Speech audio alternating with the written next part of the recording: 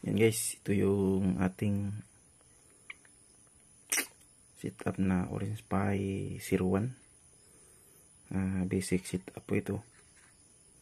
So ito yung wiring natin.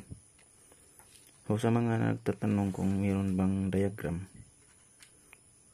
sundan lang po yung video guys. Kung naguguluhan po kayo sa ating video, pwede po kayong magtanong doon sa comment section. Yan, ito yung power supply galing sa kuryente. So pupunta dito sa step down, AC to DC 12 volt. Tapos ito yung ating back converter, yung 12 volt, step down papuntang 5 volt para sa supply ng ating Orange Pi 1. Ayan. So ito yung ating Orange Pi 1.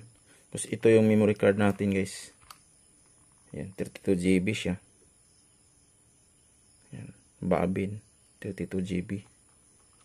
So ayan. Ayan, 1 GB po itong Orange Pi 1 na ito na board. Tapos ito yung ating USB LAN. Ayan. So, ito yung ating wiring, coin slot. Yan. So, naglagay lang tayo ng, bali ito yung light ng coin slot. Direct na sa 12 volt. Yan. Tsaka ito yung coin slot. 3 wires. Tsaka yung ating relay pin. Yan. So, ayan. Yan. So, yan yung ating setup. Basic setup po ito. Yan guys. So, ipapakita ko po sa inyo. Papaganahin po natin ito. Para malaman natin na kung okay ba yung setup. So, yan guys. Ito yung pin tray niya. At saka relay pin. Yung dalawa. Hindi ko na nilagyan siya ng ground. Ayan. Hindi ko na nilagyan siya ng ground. O, yan. So, itong relay pin, yan. Papunta po ito dito sa coin slot. Yan, dito. Tsaka yung kulay white nito, ito yung pin 3. Yan. Yan, nagbibigay ng counter pag naghulog tayo ng barya. Yan. Itong coin slot nito guys, 1239 po ang tawag nito. Dahil meron siyang ganitong mount. Yan. So, ang setup nito guys, pwedeng USB LAN, pwedeng VLAN. Kaya nilagyan ko siya ng USB.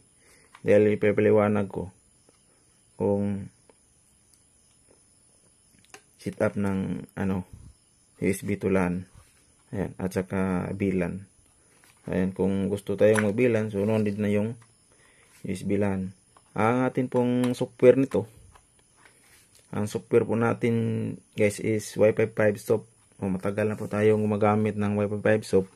So ang kanyang settings, default settings is naka default siya sa VLAN at saka USB LAN. So no need to config na siya. No need to set na siya dahil na siya, ready to VLAN na siya. So ang kanyang VLAN ay VLAN 22 at saka VLAN 13. So ayan. So, tayo na yung mag-edit. Papakita, ipakuhan ko rin sa inyo kung paano tayo mag-edit. Ayan. Dahil, po ito, kailangan po natin siyang edit at ibahin. Depende na po sa atin kung paano natin siya ibahin. Depende sa ating setup. So, sa ngayon guys, ito lang muna yung ipapakita ko sa video ito na wiring, basic wiring natin. Ayan. So, nilagay ko sa plywood para maayos natin yung pagka-wiring. O, ganun lang yung setup niya. Ayan. So, sa susunod na video nito, ipapakita ko sa inyo paano ito pagaganahin gamit na yung ating system na Wi-Fi 5 Soft. Yan. 12 volt. Yan. Yan yung mga wiring natin. Ganun lang kaliit yung wiring natin. Ayan. Saka step down natin. Saka board. Yun lang yung wiring natin guys. Ganun lang ka simple yung basic wiring Yan, hindi ito siya power cut. Yan, hindi ito naka power cut guys. Hindi tayo nakapag-set up ng power cut. So sa susunod na mga video natin, ano tayo, mag set up tayo ng power cut. Ano naman guys, ano lang ito, i-migrate lang natin siya sa power cut. So pwede na siyang mag power cut yung pin slot natin. So sa ngayon, itong kuha natin, ito muna yung ating ipapakita sa video guys, yung wiring natin. So pakisundan lang yun ninyo yung wiring. Yan. So kung ano, meron kayong hindi naintindihan sa mga nag-umpisa na mag-set up ng piso wifi, so magtanong lang po kayo guys para masagot natin. Dahil hindi natin mapaliwanag ito lahat. Dahil kung ipaliwanag natin siya lahat, hahaba yung ating video. Ayan guys. So, hahaba siya. Baka mainip kayo kung manonood kayo sa video guys. So, ayan. Yan siya. Yung setup natin.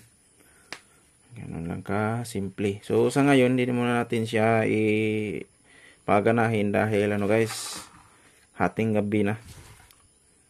Ninaantok na ako. So, nasa 12 midnight na ngayon. So, ayan.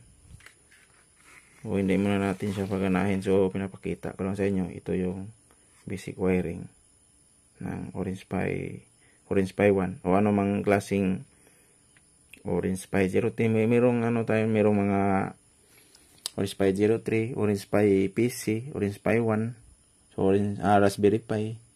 Ayan, maraming mga board, klaseng board. Pero itong madalas kasi itong ginagamit natin yung Orange Pi 1. So, yan yung basic wiring guys sa ating Orange Pi 1. Update ko rin kayo sa susunod na mga video nito. Yan. So, maraming salamat guys sa panonood. Hanggang dito lang muna yung ating video.